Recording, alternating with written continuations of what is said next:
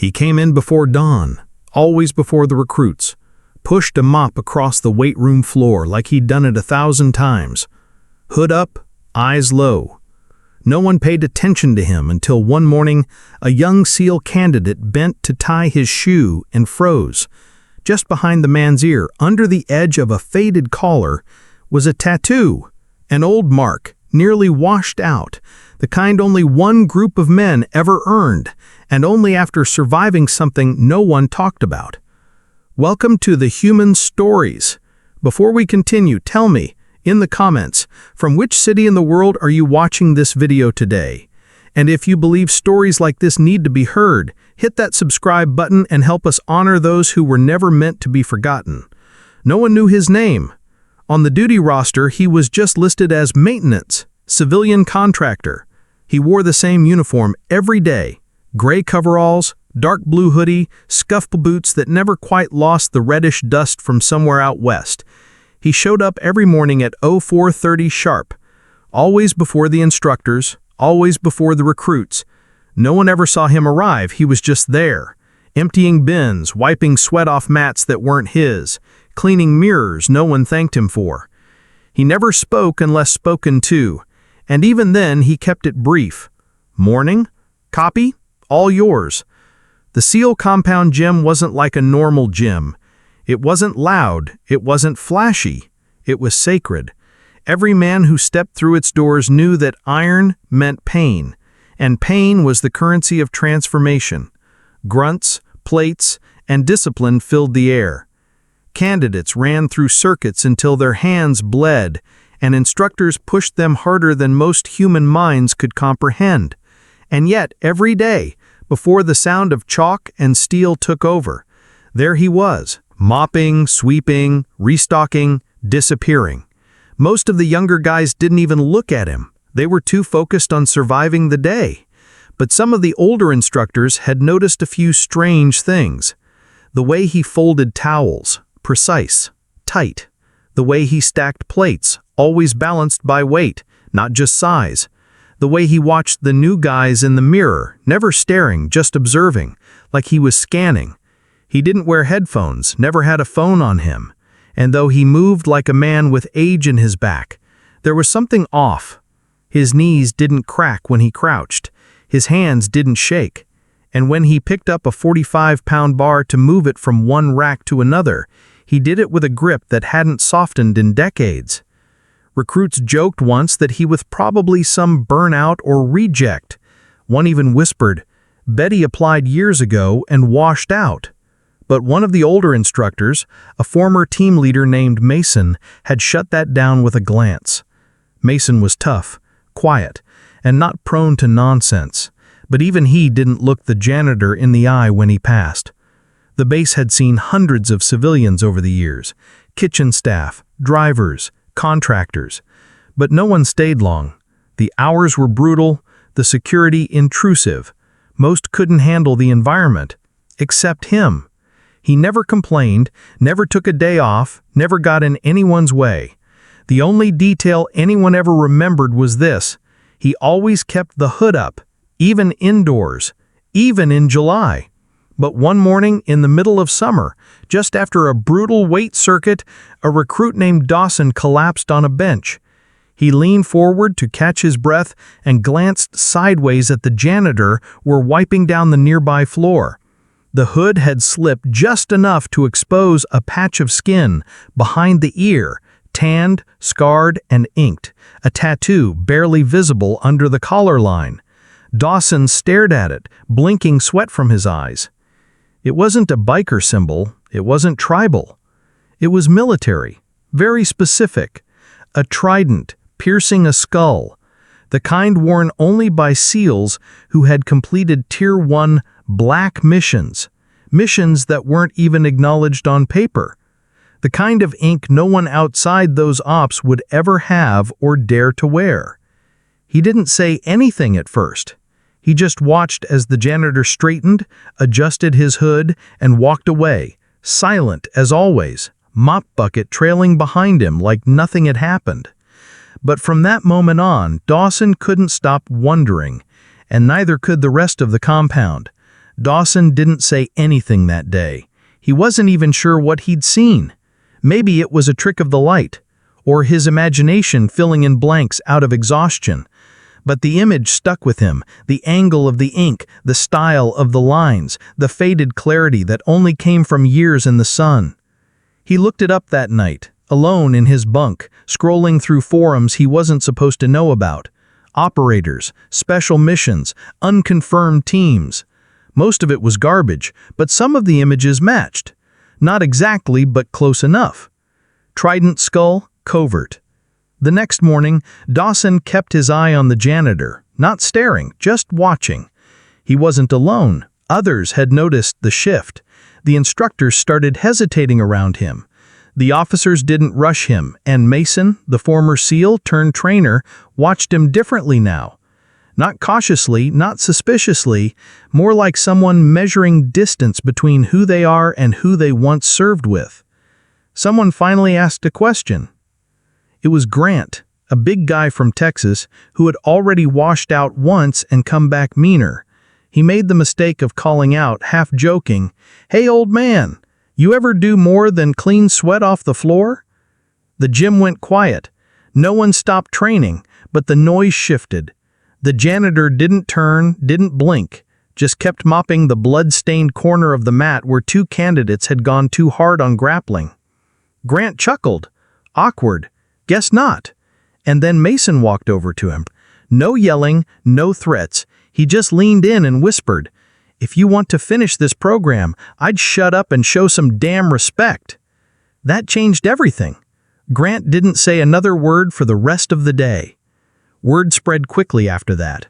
Quietly, some started calling him the Ghost. Others just referred to him as Sir without knowing why. He never responded to any of it. But his presence changed. He was still silent, still early, still invisible by routine. But now people noticed. He moved like he was mapping the room, eyes always tracking exits, weaknesses, posture. Some said he knew who was going to wash out before the instructors did. And then, one afternoon, something happened that no one could ignore. The fire alarm went off during a weight circuit.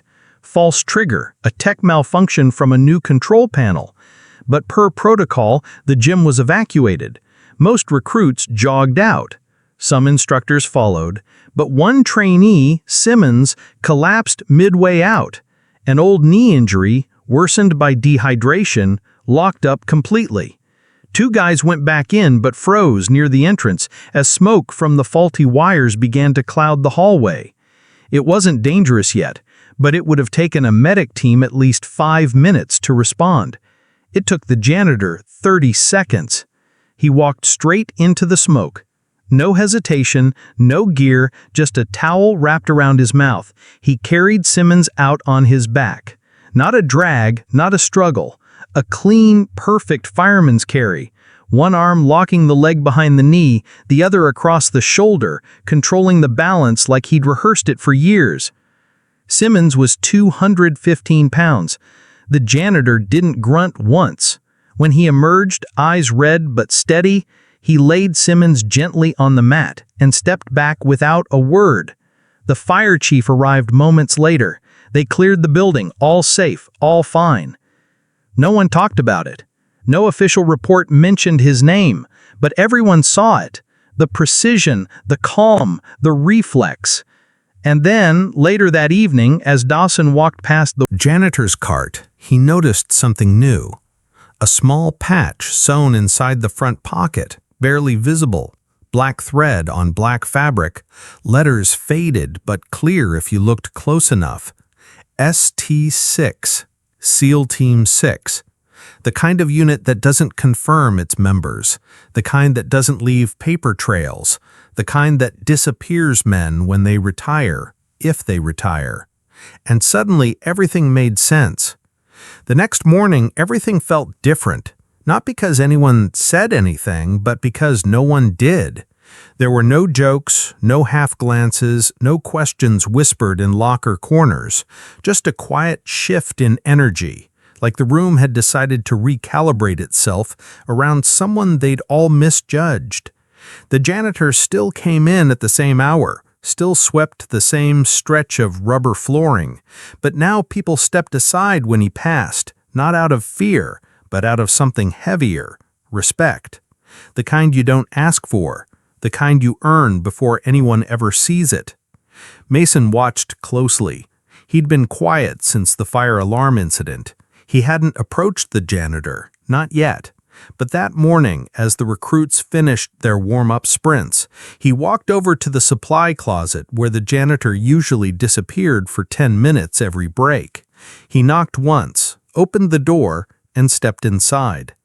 The janitor was sitting on an overturned bucket, drinking black coffee from a dented thermos. He looked up slowly, eyes calm, unreadable. Mason didn't sit.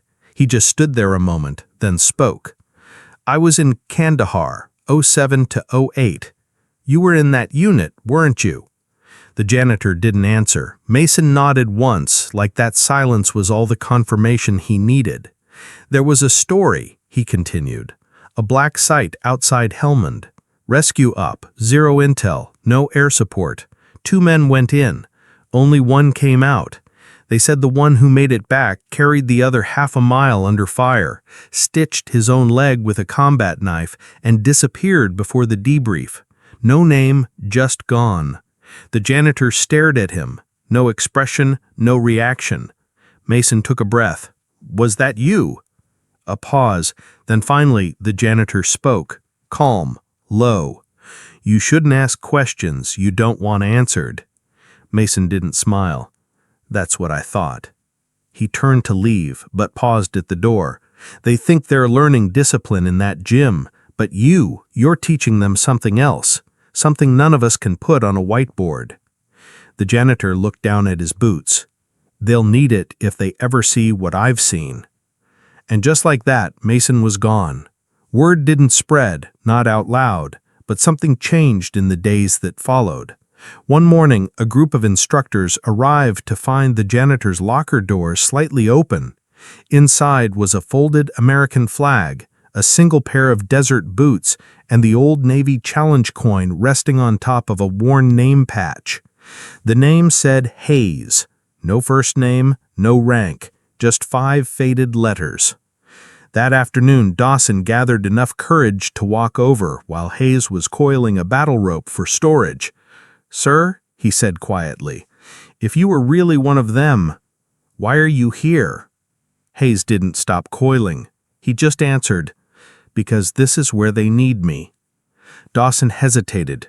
Why not tell anyone? Hayes finally looked him in the eye. "The day you need to tell people who you are is the day you've already forgotten." Then he stood up, wiped his hands on a rag, and walked away. Dawson never asked again, but that night he stared at the trident patch in his locker a little longer. And when he went to bed, he slept knowing that the man sweeping the mats might be the last line of silence between their world and the one no one talks about. From that day forward, no one called him the janitor anymore, not out loud. He was still listed that way in the roster, still punched in on the civilian time card, still signed every equipment request with a name no one dared repeat without lowering their voice. But around the compound, in the minds of every recruit and instructor who had caught even a glimpse of the tattoo on his neck or the silence in his stare, he was something else entirely. Hayes became part of the air, a quiet presence who moved through the gym like a ghost with purpose, never demanding anything, never interfering, but somehow always watching. Recruits began training harder when he was around. They stopped complaining about cold showers, about sore knees, about not making the cut. No one told them to. They just did. Because in the presence of a man who had nothing to prove and everything to carry, their excuses died quietly. One night after lights out, Dawson pulled aside one of the new candidates and said, "If you ever see him watching you, don't try to impress him. Just don't screw up." The kid didn't understand yet, but he would. Mason, meanwhile, never brought it up again, not in briefings, not in reports. He didn't need to. Once, during a break between sessions, he left a folded note inside Hayes's supply cart. No signature, just 3 words. you're still serving." Hayes never mentioned it, but the next morning, the battle ropes were coiled tighter than usual, and the squat racks had already been disinfected before anyone arrived. The compound's senior staff never formally acknowledged what they suspected. No background check had turned up a military record. No Navy file matched the man with that face. But those who knew how special operations really worked understood that the most effective warriors were often the ones who didn't leave paperwork behind. One afternoon, a visiting commander from Coronado recognized him. He was walking past the open gym doors when he stopped, stared, then whispered to Mason, "You have no idea who that is, do you?" Mason replied without looking, "No, but I know exactly what he is." The commander didn't ask more. He just nodded and walked away. The gym kept running, recruits kept sweating, instructors kept shouting, but every so often, when someone dropped a barbell without control, or slammed a locker door too loudly, or spoke out of turn, Hayes would appear in the corner of their eye, just a second too early, just enough to make them sit up straighter. And sometimes, in the rare, quiet moments before sunrise, he'd stop beside the mirror, lower his hood, and look at the face staring back. The tattoo on his neck, once hidden, now faded with time and sweat, still spoke louder than any salute ever could. He never told anyone his story. He never revealed his rank, his missions, or the names of the men who didn't come home. He just kept mopping the mats, coiling the ropes, scrubbing the blood from the tiles, until every recruit who passed through that gym understood that legends don't always stand on podiums. Sometimes they push mop buckets at 4 a.m., silently making sure that the next generation knows exactly what it means to serve. He never wore a uniform, never gave orders, never asked for thanks. He simply showed up early, quiet, unnoticed, and did the work no one thought mattered.